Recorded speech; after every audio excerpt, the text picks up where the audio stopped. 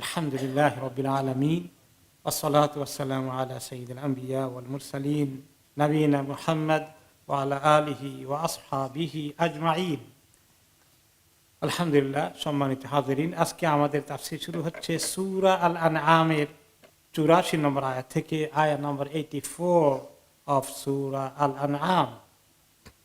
আমরা শুনে আসছি গত 2 সপ্তাহে হযরত ইব্রাহিম আলাইহিস সালাতু ওয়াস সালামের জন্ম, তার নবুয়ত প্রাপ্তি এবং তার সঙ্গে যখন শুরু হয়ে গেল নমরুদের দ্বীনি দাওয়াতের বিষয়ে আলোচনা, এক পর্যায়ে বিতর্ক, এবং আল্লাহ তাআলা ইব্রাহিম আলাইহিস সালামকে অনেক জ্ঞান, যুক্তি, তর্ক সব কিছু আল্লাহ তাআলা ওনাকে দিলেন, যাতে যুক্তির দিক থেকে কোন রকমেই নমরুদ তার সঙ্গে পেরে উঠল না।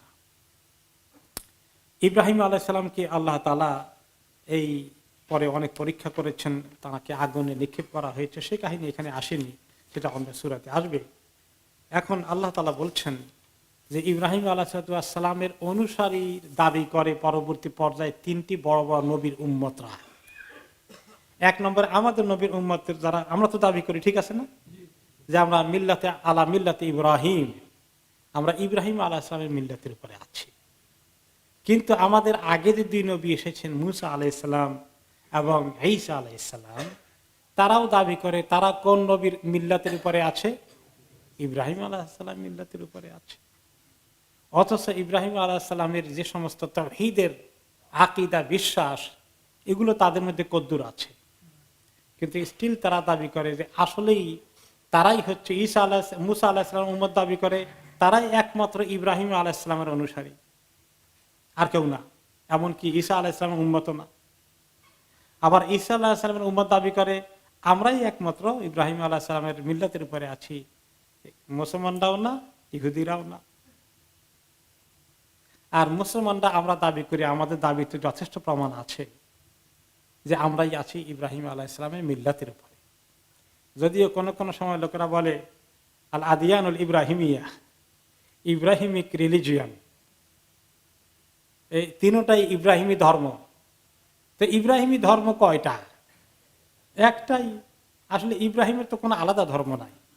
আল্লাহ তাআলা সমস্ত নবীদেরকে যে ধর্ম দিয়েছেন, ইব্রাহিম আলাইহিস সালামকে সেই একই ধর্ম দিন দিয়েছেন। সেই ধর্মের নাম কি?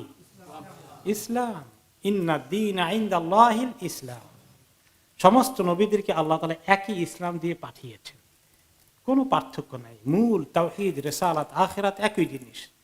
সামান্য পার্থক্য কোনো সময় হয়েছে, কিছু তো শরীয়তের কয়েকটা জিনিস কোন সময় আগের নবীর কাছে একটু হালাল ছিল, 2-1টা আল্লাহ তাআলা হালাল করে দিয়েছেন। এরকম অল্প কিছু টুকটাক শরীয়তের একান্ত খুঁটিনাটি বিষয় ছাড়া মূল দিন আল্লাহর ইবাদত করা, এক আল্লাহর জন্য নামাজ পড়া, এক আল্লাহর জন্য রোজা রাখা, এক আল্লাহর জন্য হজ করা, এগুলোর মধ্যে কোনো পার্থক্য আছে? যেমন রোজা আমাদের সামনে আসছে, রমাদান, এই উপলক্ষে আল্লাহ তাআলা কি বলেছেন?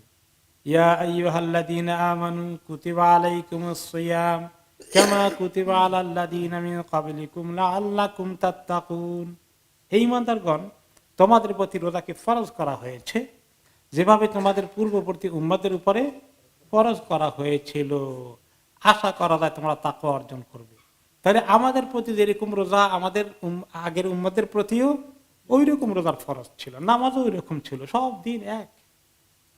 এখন নবী করিম সাল্লাল্লাহু আলাইহি সাল্লাম যখন এই তাওহীদের দাওয়াত নিয়ে আসলেন, তৎকালীন জামানায় মক্কার কাফের কুরাইশগণ যেমন তাদের শিরক নিয়ে এসে এটাকে মোকাবিলা করলো, এর বিরুদ্ধে সোচ্চার হলো, তেমনি দেখা গেল যে যারা নবীর পক্ষের লোক থাকার কথা, যাদের কাছে আল্লাহর নবী এসেছিলেন, ঈসা আলাইহিস সালামের উম্মত, মুসা আলাইহিস সালামের উম্মত, তারা সবাই এই আখিরি নবীর দুশমনি শুরু করে দিল। আল্লাহ তাআলা তাদের কাছে প্রমাণ করতে চান, এই আয়াতগুলো নাজিল করে দিয়ে, দেখো তোমরা কাদের দুশমনি করো, তোমাদের ইব্রাহিমকে তোমরা মানো না। সবাই কিন্তু আবার ইব্রাহিম আলাইহিস সালামকে মানে, উনি ঠিক আছে, তাই না? তারপরে উনি ঠিক আছেন, এরপরে মুসা আলাইহিস সালাম উম্মত মনে করে মুসা আলাইহিস সালামও ঠিক আছেন, কিন্তু ঈসা আলাইহিস সালাম ঠিক নাই, মুহাম্মদ সাল্লাল্লাহু আলাইহি ওয়াসাল্লাম ঠিক নাই। আর ঈসা আলাইহিস সালামের উম্মতের দাবিদাররা কি মনে করে?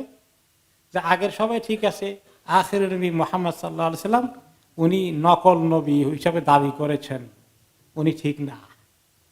তো আল্লাহ তাআলা এই সমস্ত কাহিনী বলেন যে দেখো, ইব্রাহিম আলাইহিস সালাম যদি ঠিক থাকে, তার সঙ্গে আমার কি সম্পর্ক ছিল, এর পরবর্তী পর্যায়ে কি হলো, সমস্ত নবীরা তো একই দাওয়াত একই মিশন নিয়ে এসেছেন। তোমরা যদি এই ইব্রাহিম আলাইহিস সালামের উম্মতের অনুসারী হও, তাহলে কি করে তোমরা তার পরবর্তী পর্যায়ে তার গোষ্ঠীর থেকে তার তরিকায় আমি পাঠালাম, তার সঙ্গে তোমরা দুশমনি করতে পারো? তোমরা তো সব এক জায়গা থেকেই আসার কথা, সমস্ত নবীরা এক জায়গা থেকে এসেছেন, সমস্ত নবীরা এক কথার দাওয়াত দিয়েছেন। সে কথা কি? লা ইলাহা ইল্লাল্লাহ। সমস্ত নবীরা ভাই ভাই। তো আল্লাহ তাআলা বলেন যে তোমাদের কাছে এই যে ইসরায়েলি বনি ইসরায়েলের মধ্যে এত নবী পাঠিয়েছি, তারা তো কিভাবে এসেছে শোনো। আমি ইব্রাহিম আলাইহিস সালাম যখন আমার এই নবুয়ত পেলেন এবং তিনি যখন আমার তাওহীদের দাওয়াতি কাজ করলেন, এবং পরবর্তী পর্যায়ে তার ইন্তেকালের পরে তার গোষ্ঠীর মধ্যে আমি এই নবুয়তকে রেখে দিলাম। তার আগে যারা এসেছিল তারাও এই একই তরিকায় ছিল।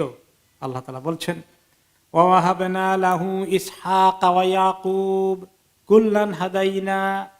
আমি ইব্রাহিমকে দান করলাম ইসহাক এবং ইয়াকুব। তো ইসমাইল গেল কই? আল্লাহ তাআলা তাকে যে দিয়েছেন, এর ইসমাইলের কথা একটু পরে আনছেন। মেইন কনভারসেশন, মেইন ডায়ালগ হচ্ছে আহলে কিতাবের সঙ্গে, তারা বনি ইসরাইলের বোথ ঈসা আলাইহিস সালাম মুসা আলাইহিস সালাম বনি ইসরাইল থেকে আসছে। এন্ড ইসরাইলের গোষ্ঠীটা কোন দিকে যায়? উপরের দিকে। ইসরাইল হলেন ইয়াকুব আলাইহিস সালামের আরেকটি নাম, তাই না? ইয়াকুব আলাইহিস সালাম হলেন ইব্রাহিম আলাইহিস সালামের নাতি, আর ওনার যে ছেলের নাতি সেই ছেলের নাম হলো ইসহাক আলাইহিস সালাম। তো ওইটার সিলসিলা আগে আল্লাহ তাআলা ধরছেন লাইন ঠিক করার জন্য। তোমরা তো ওই লাইন থেকে আসছো, আচ্ছা শোনো, আমি ওনাকে ইব্রাহিমকে দিলাম ইসহাক, ইসহাকের পরে দিলাম কে? ইয়াকুব। ইয়াকুব হলো ইসহাকের সন্তান।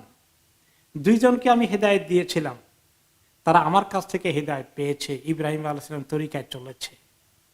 ওয়া নূহান হাদাইনা মিন ক্বাবল। এমনকি তাদের আগে যে নবী আসছিলেন নূহ আলাইহিস সালাম, তিনি একই তরিকায়, কোন নবী আলাদা তরিকা নিয়ে আসেন না। অমিন যুররিয়াতিহি। পরবর্তী পর্যায়ে ইব্রাহিম আলাইহিস সালামের জ্ঞাতি গোষ্ঠী থেকে আরো কি আসলো?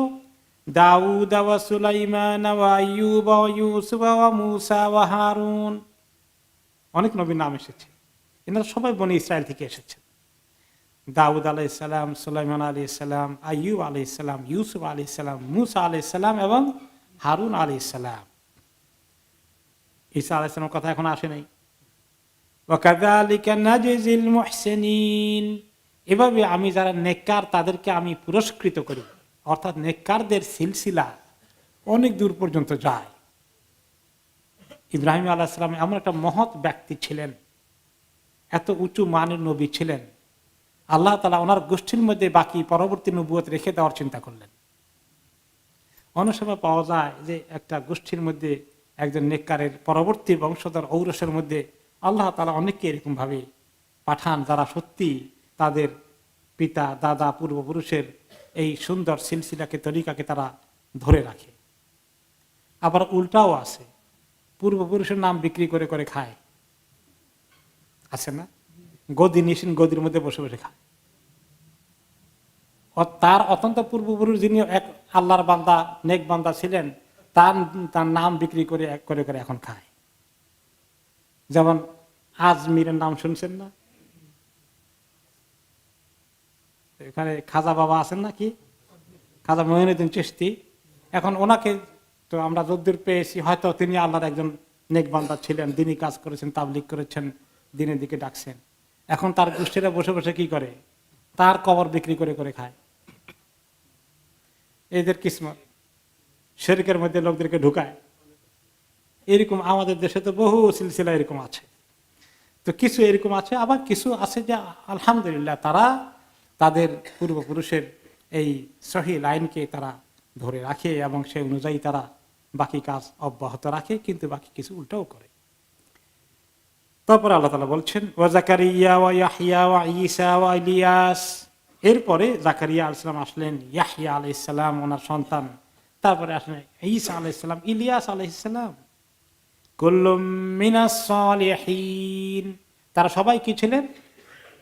নেককার ছিলেন, অত্যন্ত নেক আমল সম্পন্ন ব্যক্তিত্ব এক এক নবী আল্লাহ তাআলা। ওয়া ইসমাঈল ওয়া ইয়াসা ওয়া ইউনুস ওয়া লূত, আর এসেছিলেন ইসমাঈল আলাইহিস সালাম আরেকটি ধারা থেকে। সেই ধারাটা হচ্ছে ইসমাঈল আলাইহিস সালাম যে বিবির কাছ থেকে এসেছেন, ইব্রাহিম আলাইহিস সালামের এক বিবি হলেন হাজের, আরেক বিবি হলেন সারা। তো যে হাজের, ওনার কাছ থেকে ওরা হাজেরা বলি আর কি আমাদের বাংলায়, আসলে আরবিতে হলো হাজের। ওনার পেট থেকে আসছেন ইসমাঈল আলাইহিস সালাম। আর উপরেটা আসছিলেন যে ইসহাক থেকে শুরু হলো, তিনি কার পেট থেকে আসছেন? সারা আলাইহিস সালাতু ওয়াস সালাম।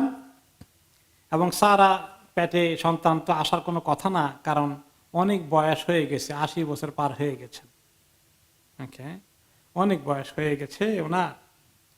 তো ওনার কাছে উনি হতাশ যে আমার কিসমতে আর সন্তান নাই।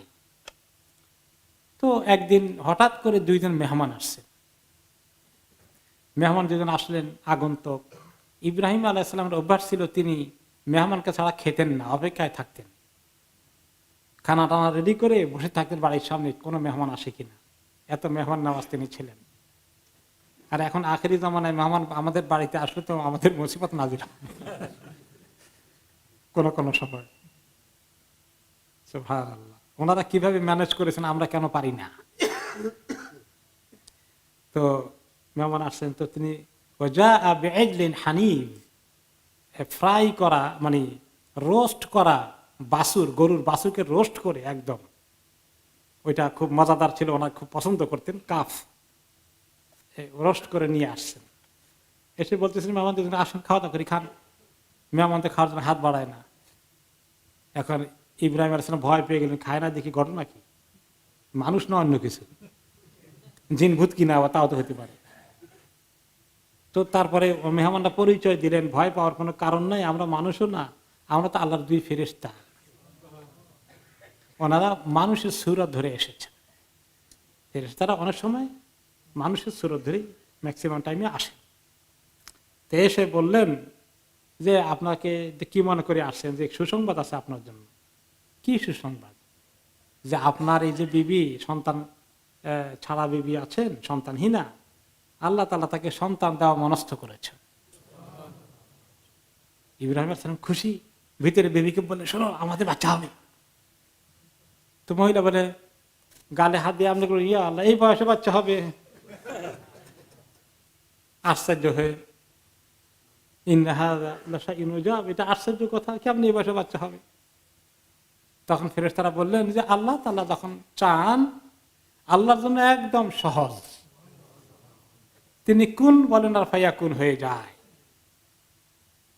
তাহলে ফাবাশশারুহুমা বিইসহাক, ওই দুইজন তাকে সুসংবাদ দিলেন, ইব্রাহিমকে আর তার বিবিকে, যে তোমার যে সন্তান হবে ইসহাক, এই খবর আল্লাহ দিচ্ছেন, এই খবর নিয়ে আমাদেরকে পাঠিয়েছেন। ফাতাআজ্জাবাতিল মারআতু মিন যালিক, মহিলা অত্যন্ত আশ্চর্য হয়ে গেল। ইয়া ওয়াইলাতা আআলিদু ওয়া আনা আজুজ ওয়া হাযা বা'লি শাইখা ইন্না হাযা লাশাইউন আজীব। আশ্চর্য কথা, আমি সন্তান প্রসব করবে এখন এত বয়সে, আর আমার স্বামী তো বহুত বয়স হয়ে গেছে। এটা তো আশ্চর্য খবর। তখন ফেরেশতারা বললেন আশ্চর্য হওয়ার কিছু নাই, আল্লাহ তাআলা যখন দান করেন এভাবেই হয়ে যায়। এরপরে এই দুইজনের পক্ষ থেকে আল্লাহ পরবর্তী পর্যায়ে আল্লাহ তাআলা অনেক এত দান করলেন। শুধু ইসহাককে দিয়ে আল্লাহ ক্ষান্ত করলেন না, ইসহাকের মাধ্যমে তার নাতি আসলো ইয়াকুব আলাইহিস সালাম। তার মাধ্যমে কি বিরাট লিস্ট অফ দ্য প্রফিটস, বিশাল সংখ্যক নবী পরবর্তী পর্যায়ে আল্লাহ তাআলা দান করলেন। এই সমস্ত কথাবার্তা আল্লাহ তাআলা কাদেরকে শোনাচ্ছেন? বনি ইসরায়েলের লোকদেরকে শোনাচ্ছেন। দেখো মুহাম্মদ সাল্লাল্লাহু আলাইহি ওয়াসাল্লামের কাছে এগুলো নাজিল করেছি, উনি ঘরে বসে বসে এগুলো বানান। আমি তোমাদেরকে কি একটা সুন্দর ইতিহাস শোনাই, কোন ইতিহাস থেকে তোমরা আসছো, আর আজকে আমার নবীর সঙ্গে তোমরা এরকম উল্টাপাল্টা কাজ করো। তোমরা কোন ঘর থেকে এসেছো, কোন জাতি, কোন পূর্বপুরুষ তোমাদের ছিল।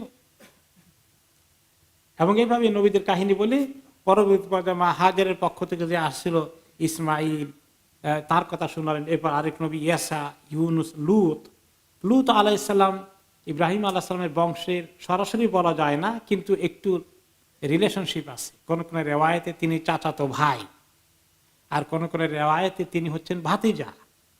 তো ইনডাইরেক্টলি আপন নিজের ঔরস না হইলেও তো বংশের মধ্যে পড়ে, সেই হিসাবে মেনশন করা হয়েছে। তো আল্লাহ তাআলা বলছেন পরবর্তী পর্যায়ে ওয়াকুল্লান ফাদ্দালনা আলাল আলামিন, এই সবগুলো নবীদেরকে আমি সমস্ত বিশ্ববাসীর উপরে মর্তবা দান করেছি, মর্যাদা দান করেছি, তাদেরকে নবুয়তের আসনে ভূষিত করেছি, এই দায়িত্ব দিয়ে তাদেরকে আমি ভূষিত করেছি। ওয়ামিন আবাইহিম ওয়া যুররিয়াতিহিম ওয়া ইখওয়ানিহিম ওয়াজতাবাইনাহুম ওয়া হাদাইনাহুম ইলা সিরাতিম মুস্তাকিম। এই যে কয়জন নাম উল্লেখ করেছি, শুধু তারাই না, আরো নবী আছে। তাদের পিতা এবং দাদা পূর্বপুরুষ থেকে, কিছু তাদের পরবর্তী বংশ থেকে, কিছু তাদের ভাইদের থেকে, ভাই ভাতিদার মধ্যে থেকে, এরকম অনেক নবী পাঠিয়েছি। ওয়াজতাবাইনাহুম, তাদেরকে আমি বাছাই করেছি। সিলেকশন ছাড়া কি নবী হয় নাকি আন্দাজে? আল্লাহ তাআলা পৃথিবীর ভালো মানুষগুলোকে বাছাই করে করে নবুয়তের জন্য চুজ করেন। ওয়া হাদাইনাহুম ইলা সিরাতিম মুস্তাকিম, তাদের সবাইকে আমি সিরাতুল মুস্তাকিমের দিকে হেদায়েত দিয়েছি। সেই সিরাতুল মুস্তাকিমের দিকে হেদায়েত দেওয়ার জন্যই তোমাদের কাছে আখিরি নবী পাঠিয়েছি। আল্লাহ তাআলা এভাবে প্রেজেন্ট করছেন তাদের সামনে, যে এই যে কয়জন নবীর নাম এসেছে, এরকম ভাবে আরো কিছু নবী বিভিন্ন জায়গায়। এখানে কয়জনের নাম এসেছে? এখানে ইব্রাহিম আলাইহিস সালাম 1 নম্বর, ইসহাক গণেন 2, ইয়াকুব,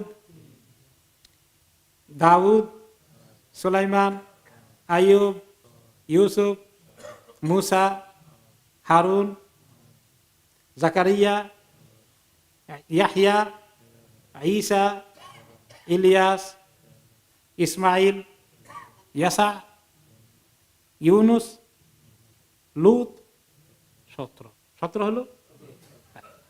আর কজন বাকি আছে কোরআন শরীফে মেনশন করা?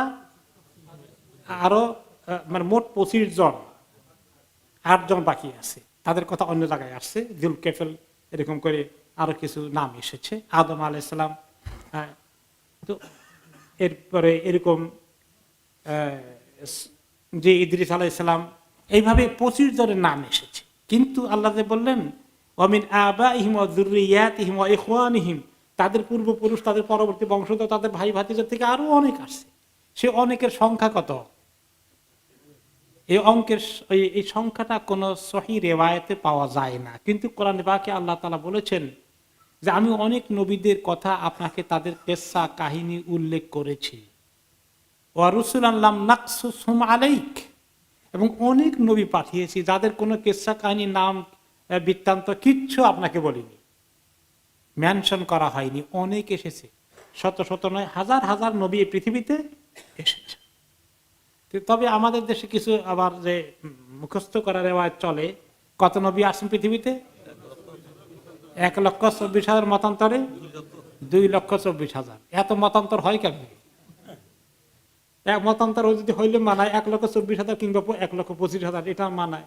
1,24,000 নাকি 2,24,000, 1 লক্ষের বেশ কম হয়।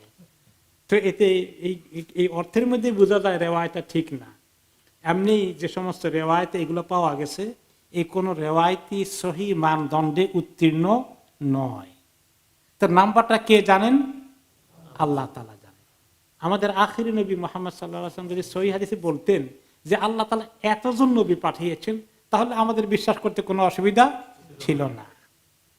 যাই হোক, তাহলে মানে আমাদের কাছে নাম্বার জানা নাই, কিন্তু প্রচুর সংখ্যক নবীকে আল্লাহ তাআলা পাঠিয়েছেন। আর সবাইকে, নবীদেরকে আল্লাহ তাআলা বাছাই করেন, ইজতাবাইনাহুম, তারা অত্যন্ত সিলেক্টেড। আল্লাহ তাআলার মনোনীত বান্দাগুলো বাছাই করা হয়। আর সবাই একই রাস্তার দিকে ডেকেছে, ইলা সিরাতিম মুস্তাকিম। সিরাতুল মুস্তাকিম কয়টা? একটা। আমাদের জন্য যে সিরাতুল মুস্তাকিম, ইয়াহইয়া আলাইহিস সালাম, মূসা আলাইহিস সালাম, ঈসা আলাইহিস সালাম উম্মতের জন্য একই সিরাতুল মুস্তাকিম। কাজেই ইহুদি, নাসারা, মুসলিম সবাই এক রাস্তায় থাকার কথা, কেন তোমরা অন্য রাস্তায় চলে যাচ্ছ?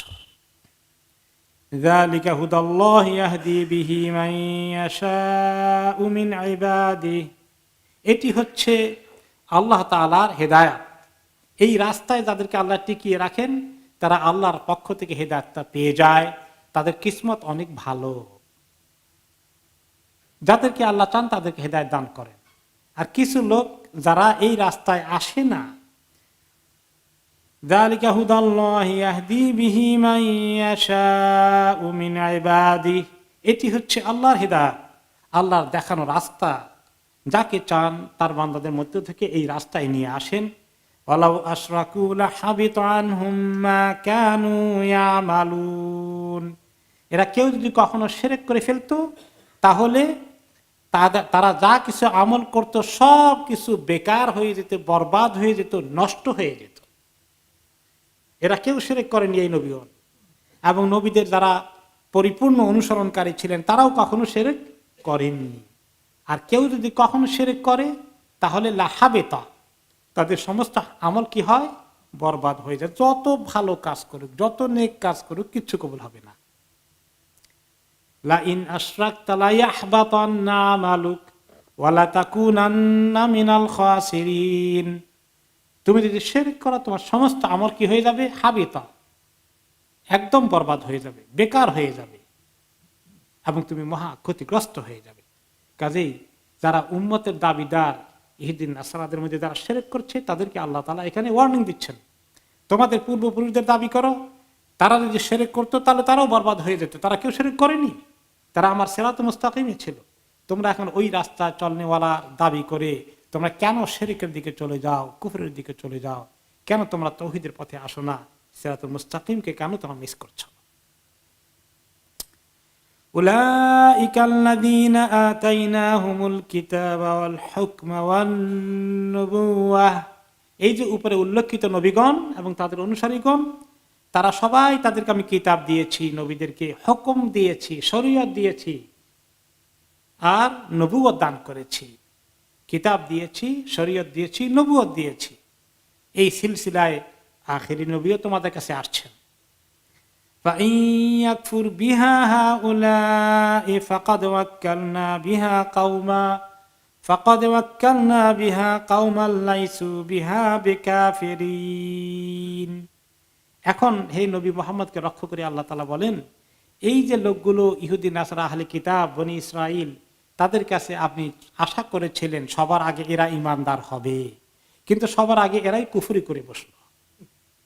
এরা যদি এমন করে বসে আপনি এত দুশ্চিন্তাগ্রস্ত হবেন না। আপনার জন্য আমি কিছু লোককে চুজ করেছি, আমি কিছু লোককে বাছাই করেছি ঈমান কবুল করার জন্য। তারা কখনো এই রাস্তাতে, এই আপনার দাওয়াতকে তারা কুফরি করবে না, তারা মেনে নিবে, অস্বীকার করবে না মানতে। রাসূলুল্লাহ সাল্লাল্লাহু আলাইহি ওয়াসাল্লামের উম্মতকে আল্লাহ তাআলা তার জন্য উম্মত ঠিক করে দিলেন। অল্প কয়েক বছরের বাধা বিপত্তি পরে আস্তে আস্তে মানুষ ইসলাম কবুল করা শুরু করে দিল। মদিনায় যাওয়ার পরে ইসলাম কবুলের পরিমাণ বেড়ে গেল। ফাতহে মক্কার পরে গোটা আরব দেশ ওনার দাওয়াত কবুল করে ফেললো অলমোস্ট, এবং ওনার ইন্তিকালের পরে পৃথিবীর বিশাল অংশে দিনের এই দাওয়াত পৌঁছে গেল। তা আল্লাহ তাআলা বলছেন আপনি চিন্তা করবেন না। ফাইয়াকফুর বিহা হাউলা, এই লোকগুলো, আপনার সময়ের বনি ইসরাইলের লোকগুলো যদি কুফরি করে বসে এই দাওয়াতের সঙ্গে, এই সিরাতে মুস্তাকিমের সঙ্গে, ফাকাদ ওয়াক্কালনা বিহা কওমা, আমি এমন লোকগুলোকে বাছাই করে তাদেরকে দায়িত্ব দিয়েছি, তাদেরকে কবুল করার তৌফিক দিয়েছি, যারা আপনার সঙ্গে কুফরি করবে না, ঈমান আনবে। উলাইকাল্লাযীনা হাদাল্লাহ ফাবিহুদাহু মুকতাদিহ, হে নবী, ওই যে পূর্ববর্তী জামানায় নবীগুলোর নাম উল্লেখ করা হয়েছে, এদেরকে আল্লাহ তাআলা হেদায়েত দিয়েছেন, হেদায়েতের রাস্তায় তারা ছিলেন। ফাবিহুদাহু মুকতাদিহ, আপনি তাদের হেদায়েতের তরিকাকে আপনি নিজেও ফলো করেন। তাহলে এখানে আল্লাহ তাআলা লিঙ্ক দেখাতে চান যে আগের নবীদেরকে ফলো করে করে আপনি একই লাইনে আসেন। এখানে তাদের জন্য, বনি ইসরাইলি যারা অস্বীকার করছে মানতে, তাদের জন্য আরেকটি মেসেজ, যে আমার নবী তো তোমাদের ওই নবীদেরকেই ফলো করবে, তিনি আলাদা কোনো রাস্তায় যাবেন নাকি?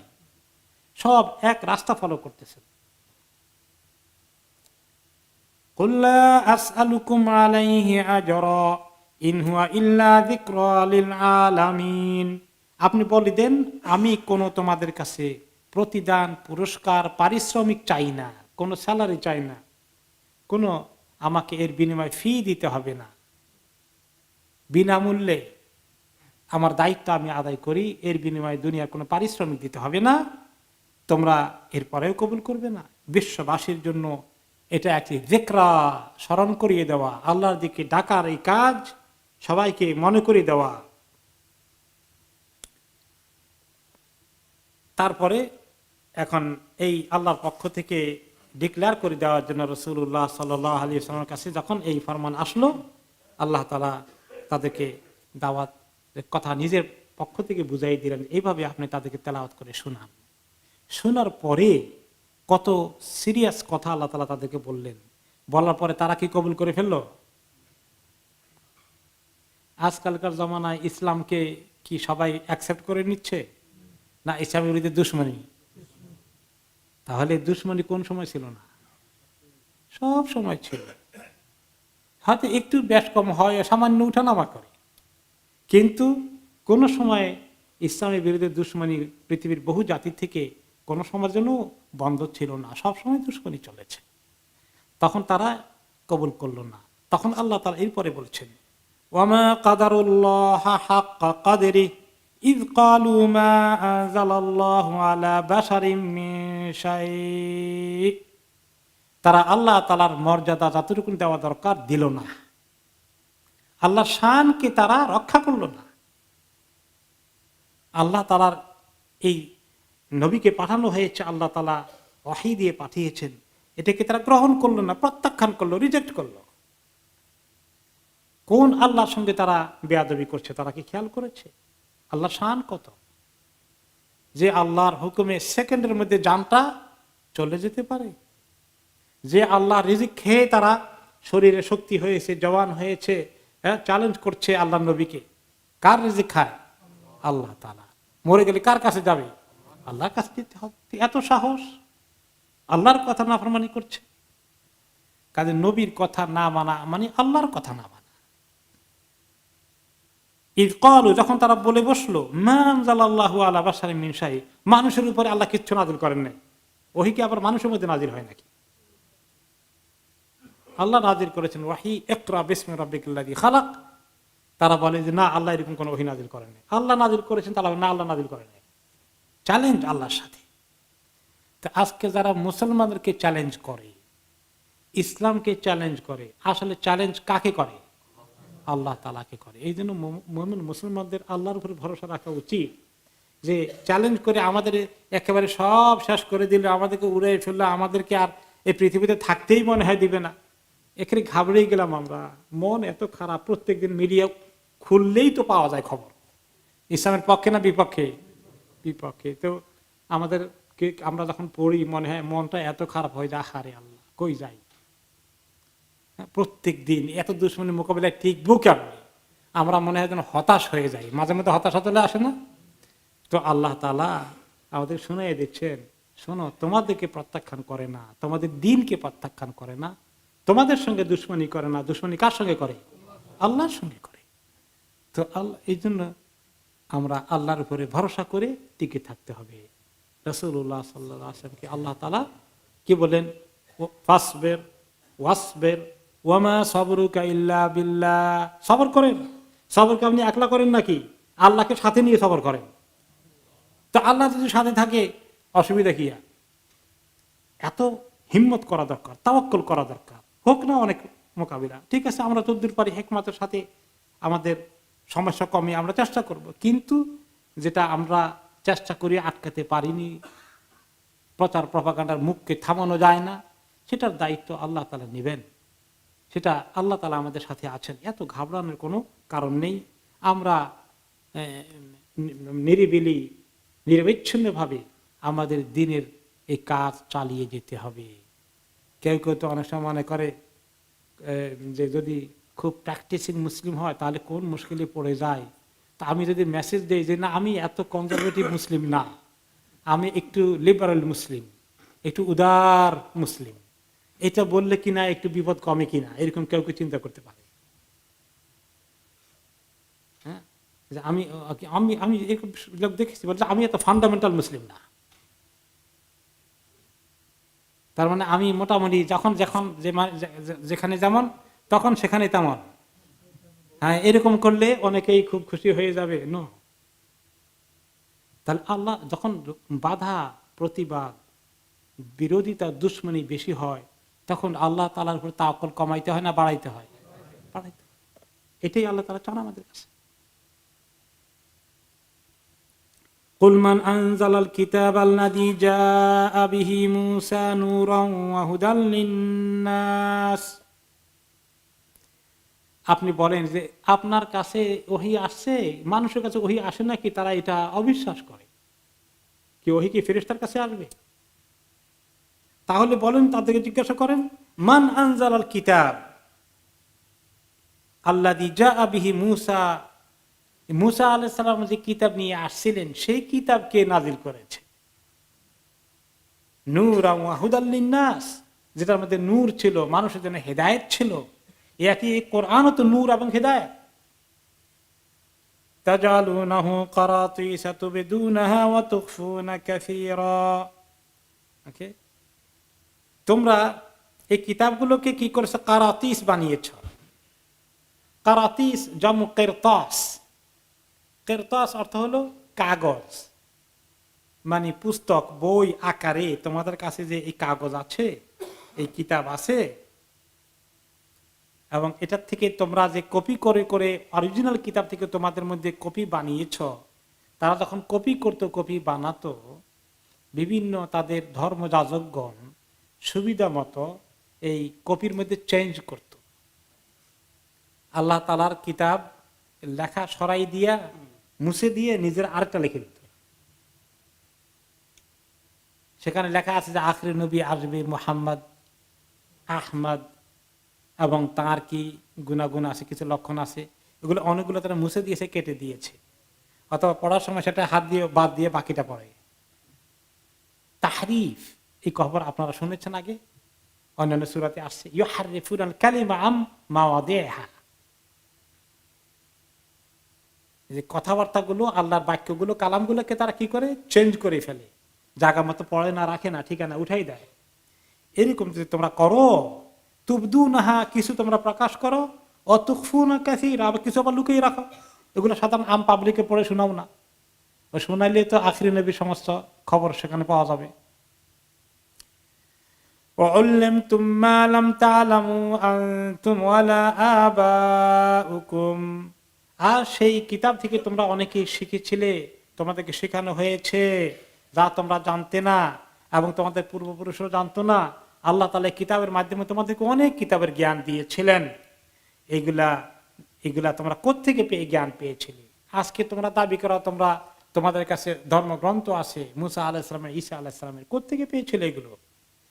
কে দিয়েছিল? মান আনজালা, এগুলা নাজিল করেছিল কে অরিজিনালি, পিওর ওয়ান? কুলিল্লাহ, আপনি বলে দেন এগুলো আমার আল্লাহ নাজিল করেছিলেন। যে আল্লাহ সেখানে নাজিল করেছেন, সে আল্লাহ আপনার কাছেও নাজিল করেছেন। সেটা যদি তারা মানতে পারে যে মুসা আলাইহিস সালামকে, ঈসা আলাইহিস সালামকে আল্লাহ তাআলা কিতাব নাজিল করেছেন, আর মুহাম্মদ সাল্লাল্লাহু আলাইহি ওয়াসাল্লাম নাজিল করতে পারেন না আল্লাহ তাআলা, এটাকে কেন তারা মানছে না? সুম্মা যারহুম ফি খাউদিহিম ইয়ালআবুন, আপনি বলেন আল্লাহ নাজিল করেছে, আর আপনি এর বাইরে তাদের সঙ্গে তর্ক করে কোনো লাভ নাই। ওদেরকে আপনি ইগনোর করেন, ছেড়ে দেন তাদেরকে। তারা তাদের উল্টাপাল্টা কথাবার্তা বলে, খেলাধুলা, খেল তামাশা, এগুলা ফান বানানো, এগুলো করে করুক। তাদের সঙ্গে তর্ক করে বুঝাতে বুঝাতে মাথা পানি করে ফেললেও তারা বুঝবে না। এই জন্য অনেক সময় আপনি কেউ যদি বুঝতে চায়, তাদেরকে আপনি বোঝানোর চেষ্টা করতে পারলে ভালো। আর যদি কখনো বুঝতেই চায় না, তারা তাদের কথা পেঁচাতেই থাকে, ব্রেইনটাকে তারা ব্লক করে নিয়ে এসেছে, তাদেরকে আপনি ঘন্টাখানিক বুঝাইলে কোনো কাজ হবে? মাঝে মাঝে খ্রিস্টান মিশনারি লোকেরা আপনার বাড়ির সামনে আসে, তাই না, দাওয়াত নিয়ে আসে, জেহোভাস উইটনেস ইত্যাদি। এখন কোনো সময় হয়তো আপনি চিন্তা করেন তাদের সঙ্গে বসি, তাদেরকে কিছু কথাবার্তা বলি, আমি উল্টা দাওয়াত দেব। ঘন্টাখানিক কথা বলার পরে কি মনে হয়? কোনো কাজে আসবে না, সবাই নষ্ট, বেহুদা। তবে যারা জানতে আসে তাদের সঙ্গে কথাবার্তা বলার মধ্যে ফায়দা হয়। যেমন জাকির নায়কের পিস টিভির আলোচনা দেখা যায় মাঝে মধ্যে প্রশ্ন করে না, এবং তিনি যখন উত্তর করেন সেটার একটা মোটামুটি মেজরিটি কেসেই বলা যায় পজিটিভলি এই যে কথা বলার সুযোগ আছে, এরকম ঠিক আছে। কিন্তু যখন শুধু তর্ক বিতর্ক করতে থাকে, কথা শোনার কোনো গ্রহণ করা মানসিকতা নাই, দায়ী ইলাল্লাহ, তখন সময় নষ্ট না করে অন্য জায়গায় চলে যায়। তো আল্লাহ তাআলা রাসূলুল্লাহ সাল্লাল্লাহু আলাইহি ওয়াসাল্লামকে বলছেন, ওদের সঙ্গে ডাকি, অনেকক্ষণ কথাবার্তা বলে কয়েকদিন পর্যন্ত তর্ক বিতর্ক করে ওদেরকে কনভিন্স করবেন, আপনি এই আশা ছেড়ে দেন।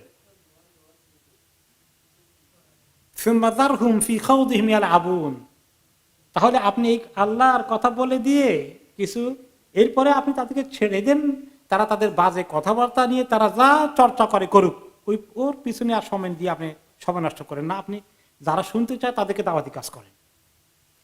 এই জন্য তর্ক বিতর্ক তরিকে দাওয়াতি কাজ খুব ভালো ভালো কাজ নাকি? এটা অনেক জায়গায় নিষেধ করেছেন আল্লাহ তাআলা। হ্যাঁ, কিছু কিছু সময় বলেছেন ওয়াজাদিলহুম বিল্লাতিহি আহসান, সুন্দর তরিকায় যদি কিছু কথাবার্তা বলা লাগে তাহলে সুন্দর তরিকায় কথাবার্তা বিতর্ক করে ছেড়ে দেন।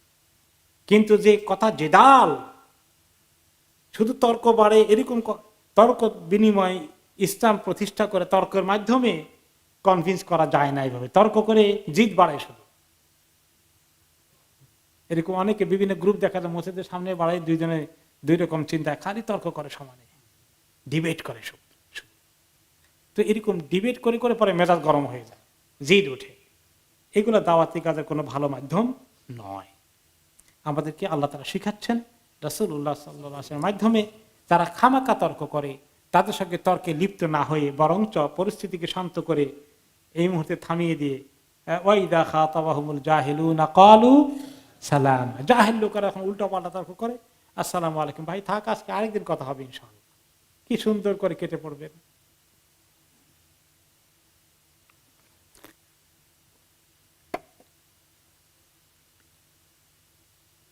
وهذا كتاب أنزلناه مبارك مصدق الذي بين يديه ولتنذر أم القرى ومن حولها هذا كتاب, হে নবী আপনাকে আমি এই কিতাব দিয়েছি, আনজালনাহু, আমি এটাকে নাজিল করেছি। তাদের বিতর্ক মোকাবিলা আল্লাহ তাআলা আবার কনফার্ম করছেন, জবাব দিচ্ছেন, আমি নাজিল করেছি। মুবারক, অত্যন্ত বরকতময় কিতাব, মুবারক কিতাব।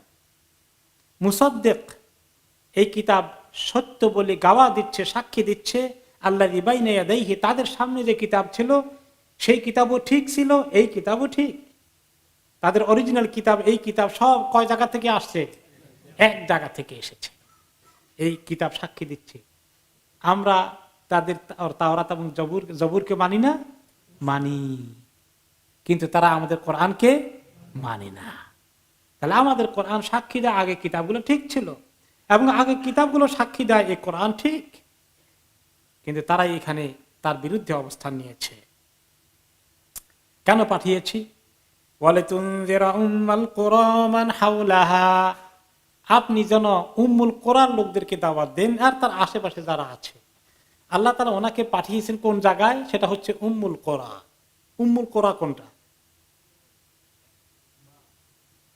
সমস্ত জনপদের মা, শহর বন্দর গ্রামের মা, মূল আবাসস্থল পৃথিবীর মধ্যে আল্লাহ তাআলা সেন্টার পয়েন্ট বানিয়েছেন যে জায়গাটাকে, সেটা হচ্ছে উম্মুল কুরা, অর্থাৎ মক্কা আল মুকাররম।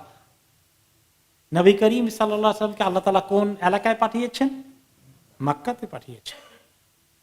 সেটা হচ্ছে পৃথিবীর কেন্দ্রস্থল, এটাই পৃথিবীর আদি আবাস স্থল। এবং এই পৃথিবী যখন জমিন থেকে, পানি থেকে জমিনের সৃষ্টি হয়েছে, একসঙ্গে পুরো জমিন কি মাথা চাড়া দিয়ে একসঙ্গে উঠছে? চর জাগে যেভাবে, আগে একটুখানি জাগে, তারপরে আস্তে আস্তে বাড়ে। এই চর জাগার মতো জমিনের প্রথম যখন উৎপত্তি হয়, ইমাম ইবনে কাসির রাহমাতুল্লাহ আলাইহি অন্য জায়গায় বলেছেন, সেটা শুরু হয়েছে মক্কার ভূমিটা কেন্দ্র। ওইখান থেকে শুরু হয়েছে প্রথমে।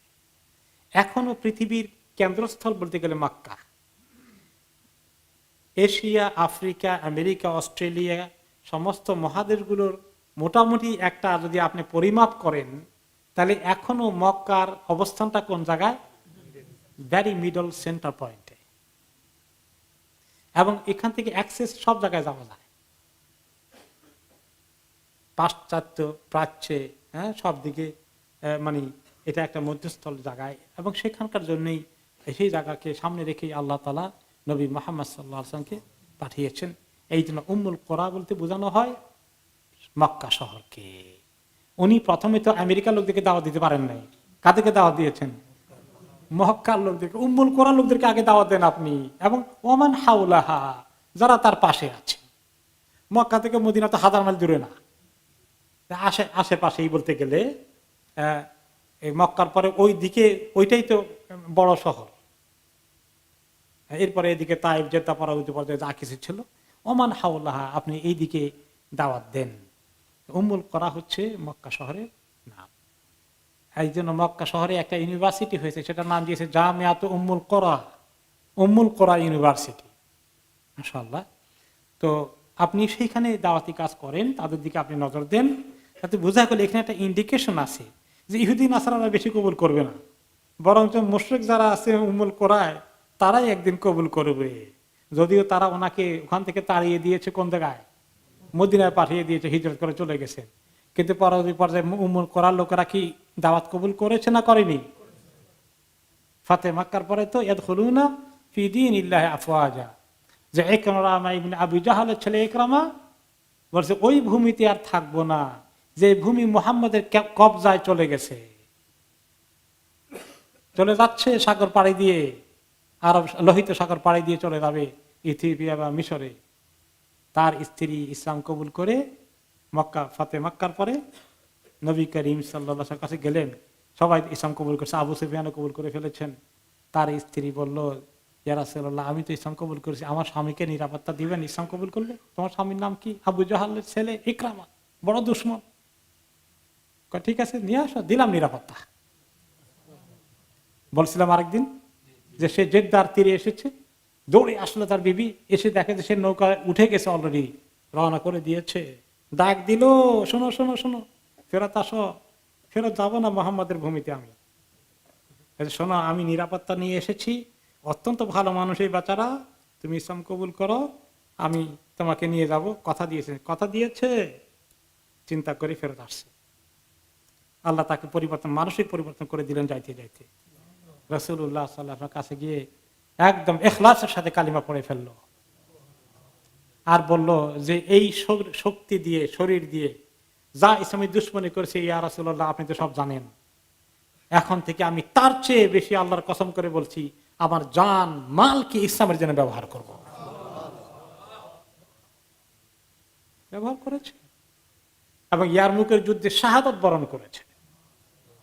শুধু শাহাদাত বরণ করেন নাই, যে কয়জন সেখানে আহত হয়ে কাতরাচ্ছে, মরে যাওয়া, জান বের হয়ে যাবে, আর শুধু চিৎকার করতেছে পানি পানি। তখন পানি নিয়ে দৌড়ে আসলো। একজন বলল যে আমি পানি মুখে নিচ্ছি, বলে যে পাশে যারা, হারে পানি, তার বেশি দরকার। সে মুখের কাছে নিচ্ছে, আরেকজন হারে পানি, তারও দম যাচ্ছে, সেটা তার কাছে যাও। যেতে যেতে দেখে যে সেটাও মরে গেছে। প্রথম জনের কাছে আসছে, সেও মরে গেছে।